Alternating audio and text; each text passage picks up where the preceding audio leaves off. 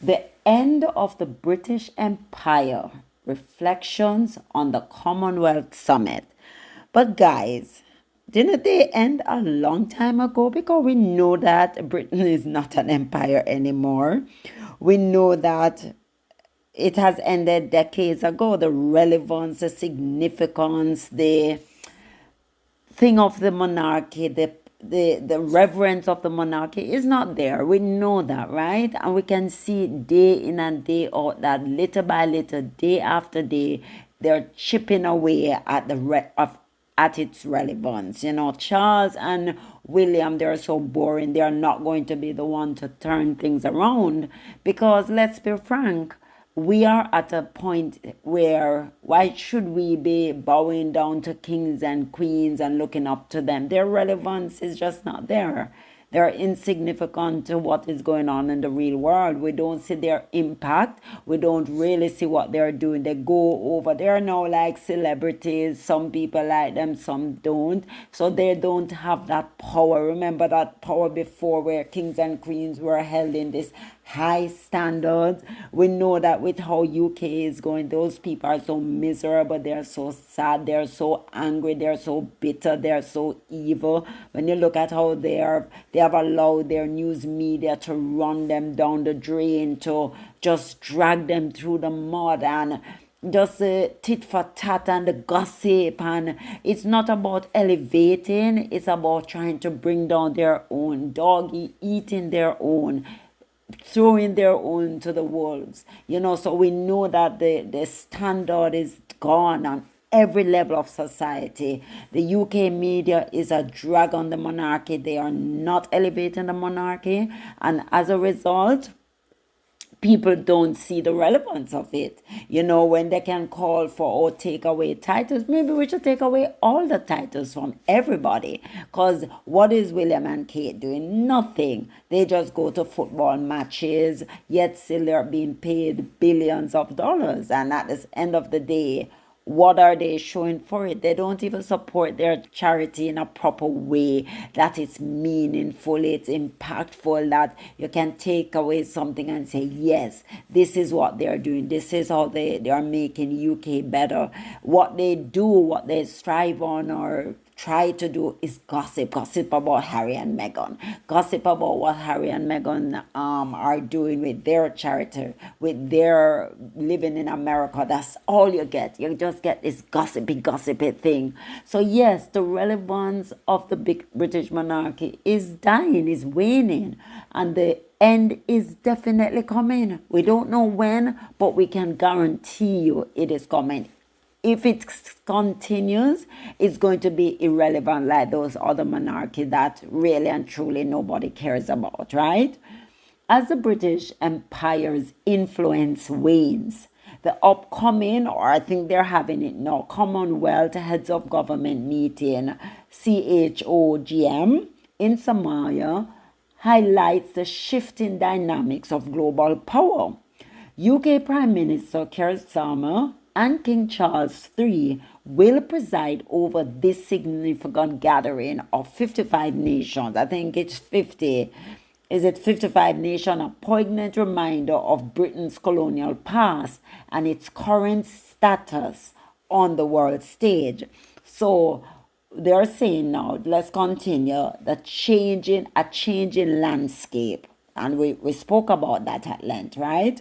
The CHOGM summit, set against the backdrop of historical empirical ties, reveals a stark reality of Britain's diminishing convening power. Notably absent from the guest list are prominent leaders such as Indian Prime Minister Narendra Modi and South African President Cyril Ramaphosa, both opting instead to attend a BRIC summit. You know, BRICS, I think is Brazil, Russia, India, China, and South something. So another name, I don't remember what the S is. I think that was recently added on, maybe a couple of years now or more. An assembly of major developing nations led by Russia and China. Their presence symbolizes a broader trend of nations re-evaluating their alliances and priorities in an increasingly multipolar world. This shift is further evidenced by Canada's decision to send only a high commissioner rather than its own prime minister or foreign minister to the summit. This lack of high-level representation from traditional allies underscores a change in perceptions of the Commonwealth and the British monarchy's relevance. King Charles and the weight of history. Was it the wrong time? Should his mother have abdicated and given him more time to flesh out his own way of doing things? It seems like his relevance or his weight in gold is just not significant at all. So King Charles III, despite being the head of the Commonwealth, faces growing skepticism about his role. His recent visit to Australia was met with protests, jeering, not my king. There were so many things happen. People are cheering to say, give us our land back. It's so many things. With an indigenous senator calling out, not my king. We know about Lydia when she was saying, give us back our land, you have stolen, give us our land, our skulls, or this or that. Because she's saying how they killed off their people in Australia, the indigenous people. A sentiment echoing the historical grievances of many former colonies. The push for the republic in nations like Barbados and Jamaica adds to the sense that the monarchy's influence is increasingly challenged. While discussions about transitioning to republics often surface, tangible action remains limited. Yes, what is the input? The impact. In Australia, a recent poll indicated that only 33% of citizens support becoming a republic, despite widespread discourse following the death of Queen Elizabeth II. The complexities of constitutional change and historical ties to the monarchy weigh heavily on these discussions. Reparation and legacy of slavery. So that is what a lot of people are talking about, right? There needs to be reparation for you to say, I'm sorry, for you to go back. Yes, you might not have done it, but guess what? You are benefiting from the ills that they did to these countries. When they took over their land, they killed them off, they took away their country, they took away their land, their resources. All of those things were taken away, right? And they are still benefiting from it. But the slave didn't. As a matter of fact, did you guys know that they pay the slave owners and not who were enslaved? So they cannot come out with a straight face and say, oh, we cannot give back reparation, but you were able to pay off the slave owners to release slave. You should call that's an abomination. It should not have happened. As the Commonwealth convenes, the issue of reparations for the legacy of slavery looms large. Caribbean nations, led by Prime Minister Philip Davis of the Bahamas, are vocal in their demands for reparative justice. The conversation around reparation is evolving from financial compensation to broader discussions about sustainable development and climate change, which disproportionately affects smaller developing nations. The theme of this year's summit, One Resilient Common Future, Transforming Our Commonwealth, reflects an attempt to address these pressing issues. However, critics argue that the Commonwealth often struggles to produce concrete outcomes, rendering such summit as mere platitudes rather than meaningful engagements. And that's what I was talking to you about. There's not the impact, the engagement that you see with these tours with the royals. They don't bring anything of substance. There's no thing you can go back to and say yes. I mean, when you look at, and I always compare it, when you look at Invictus and you see the meaningful, tangible things that Harry does with his charities, trying to put up structure where soldiers can go to rehabilitate and to deal with PTSD, and they have tangible things that you can say, yes, these are meaningful things. Look at Megan and the cookbook, the Grenfell. These are things that they're still benefiting from because she came up with the idea and she said, yes, let's do a cookbook, let's sell it, let's get the revenue and enhance people's lives. With the royals, I am not able to see what they are doing. They are just wasting time. It's all platitudes, it's all cutting ribbons, but it's nothing meaningful. I can't tell you one thing. Even William with Earthshot, there's nothing that William has done to me that is impactful. I've not seen it. If somebody can tell me where I'm wrong, please, but I have not seen it. Right? So there's nothing tangible there. So they're saying that despite the challenges it faces, the Commonwealth remains a diverse coalition of nations with nearly a third of the global population. It offers a unique platform for dialogue and collaboration among countries of varying sizes, wealth, and cultural backgrounds. This diversity can be leveraged to strengthen ties between the UK and the smaller economies, particularly in the context of post-Brexit trade and investment opportunities. And then another thing I was thinking too, with the UK, being the head of the Commonwealth, but yet still people from Jamaica, people from the other Caribbean islands have to need visa to travel to them. Why?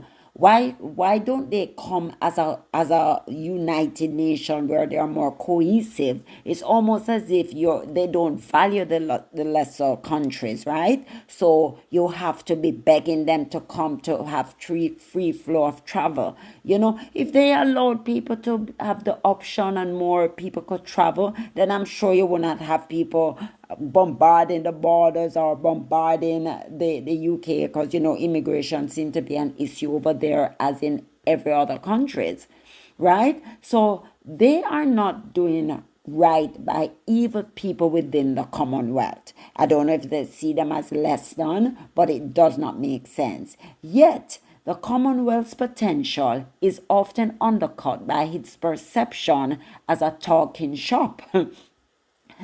Talking shop, look at that. The recent decision by the Australian state of Victoria to withdraw from hosting the Commonwealth Games further illustrates concerns over the organization's relevance and efficacies. Right? Efficacy. The global power shifts.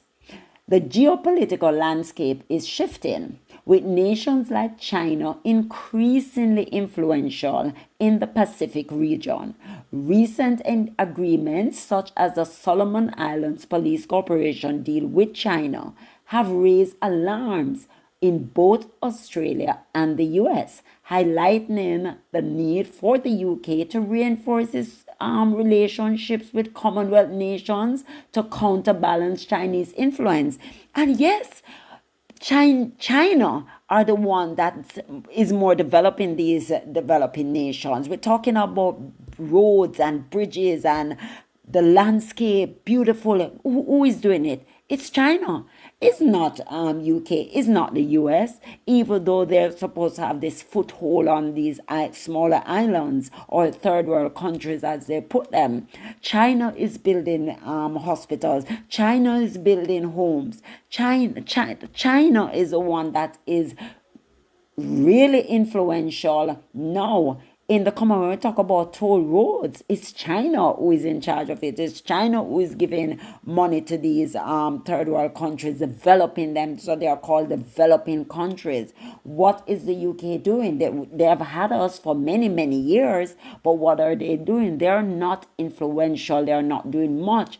And eventually, China is going to, after all these countries become republic, China is maybe going to be in charge of them, having more of a say than the UK will ever have, right? So UK Development Minister Annalise Dodds has emphasized the importance of supporting vulnerable states to avoid reliance on unsustainable debt.